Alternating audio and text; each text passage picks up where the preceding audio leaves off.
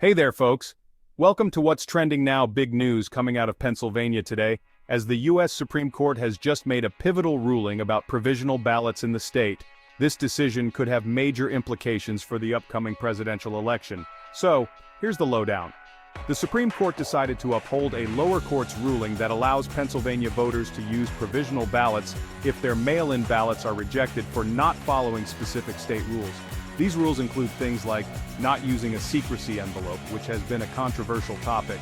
This all started when two voters in Butler County had their mail-in ballots tossed out because they didn't use the secrecy envelope. They tried to cast provisional ballots instead, but were turned away.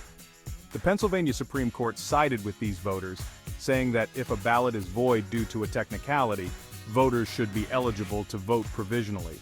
The Republican National Committee and the Butler County Board of Elections weren't happy with this decision and took it all the way to the U.S. Supreme Court. But the highest court in the land decided not to step in, effectively siding with the Pennsylvania Supreme Court's ruling. Now, why is this such a big deal? Well, Pennsylvania is a key battleground state, and this ruling could impact thousands of voters. It underscores the ongoing tug-of-war over voting rights and access. Democrats generally support measures that make it easier to vote, while Republicans argue for stricter rules to prevent fraud. This decision is a significant win for those advocating for broader voter access. The ruling comes on the heels of another recent decision by the Pennsylvania Supreme Court that mail-in ballots without a handwritten date won't be counted.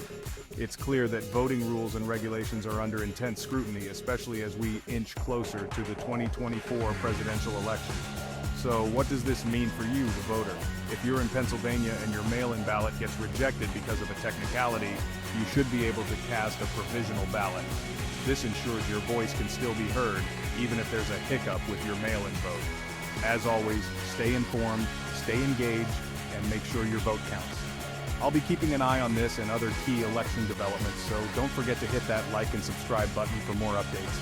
Thanks for watching, and I'll catch you in the next video.